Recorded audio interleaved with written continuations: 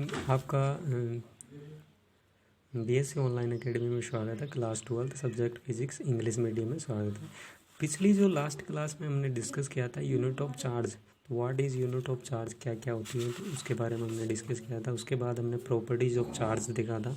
तो properties of charge के अंदर हमने दो देखे थे, एडिटिविटी ऑफ चार्ज और दूसरा क्या था हमारा, invariance of charge. Additivity of charge जो था वो देख लिया था।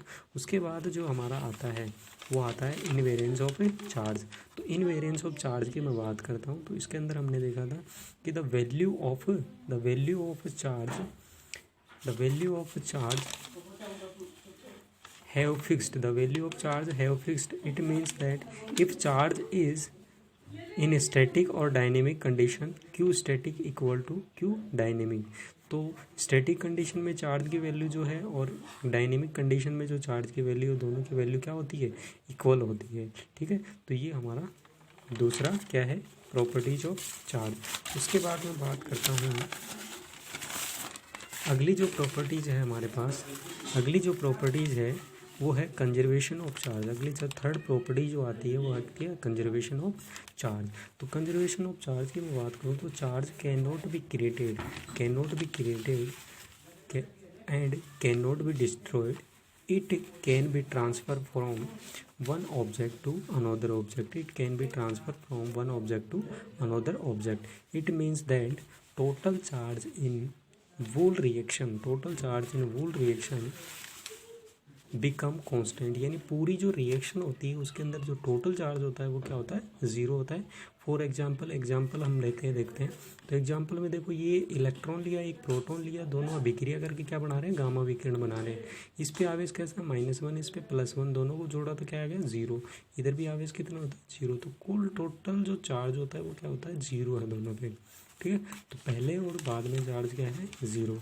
इसी का दूसरा एग्जाम्पल लेते हैं कि when a rod of glass rub with silk cloth, then total charge are conserved in wool process. तो टोटल चार्ज क्या रहता है, कंजर्व रहता है। यानी मैंने क्या लिया, ग्लास रोड ली, उसको सिल्क के क्लॉथ से क्या किया, रब किया। रब करने के बाद में हमने देखा कि दोनों पे चार्ज क्या रहता है, सेम रहता है। यानी उस पर जितना प्लस आया उतना इतना सिल्क क्लॉथ पे क्या आता है, माइनस आता है। तो टोटल जो चार्ज होता है कंजर्व्ड रहता है। ऐसे ही मैं तीसरा, इसी सीरीज में तीसरा एग्जांपल लेता हूँ, रेडियो एक्टिव डिस्ट्रॉयड। तो रेडियो एक्टिव डिस्ट्रॉय में देखो 92 यूरेनियम 238 को रिएक्शन करवाई तो क्या है, 90 थोरियम 234 प्लस 2 हीलियम 2 He4 बनता है। ठीक है, और इसे क्या बोलते हैं, अल्फा पार्टिकल्स बोलते हैं। ठीक है, तो देखो पहले टोटल जो था 92 प्रोटॉन या इलेक्ट्रॉन थे। ठीक है, और बाद में क्या आ गया, 90 इलेक्ट्रॉन प्लस 2 इलेक्ट्रॉन, दोनों मिलकर क्या बना है, 92। तो यहाँ पर भी टोटल कितना है, 92, और इधर भी कितना है, टोटल 92 है। ठीक है, तो ये इस तरीके से हमने क्या देखा। अब हमारा जो चौथा जो आता है, तीसरा हमारा कंजर्वेशन ऑफ चार्ज था। अब फोर्थ जो आता है वो क्या आता है, क्वांटाइजेशन ऑफ चार्ज। तो क्वांटाइजेशन ऑफ चार्ज क्या होता है, देखो इधर देखते हैं। The smallest value of charge which can be transfer in friction, यानी दो ऑब्जेक्ट को हम रब करते हैं, तो रब करने के बाद में क्या होता है, जो स्मॉलेस्ट वैल्यू क्या होती है, ट्रांसफ़र होती है। ठीक है, स्मॉलेस्ट वैल्यू ट्रांसफ़र होती है। जो स्मॉलेस्ट जो वैल्यू है उसे क्या कहते हैं हम, इट्स कॉल्ड क्वांटा।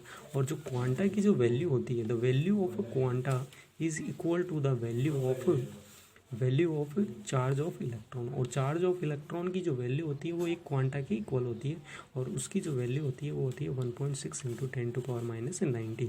और इसी के सीरीज में आता है हमारा Q इक्वल टू ±n, ये एक फॉर्मूला आता है। या n है नंबर ऑफ इलेक्ट्रॉन, E क्या है, charge of electron. Charge of electron कितना होता है, 1.6 × 10⁻90। तो दोस्तों आपको ये वीडियो पसंद आया होगा, मैं उम्मीद करता हूँ ये पसंद आया होगा आपको। तो लाइक, शेयर और सब्सक्राइब करें। अगले वीडियो कैसा चाहिए इसके लिए आप कमेंट कीजिए। इसमें कोई कमी है तो मेरे को बताइए कमेंट करके, ताकि मैं इससे अच्छा और आपको वीडियो प्रोवाइड करवा सकूँ। तो आज के लिए इतना ही, थैंक यू।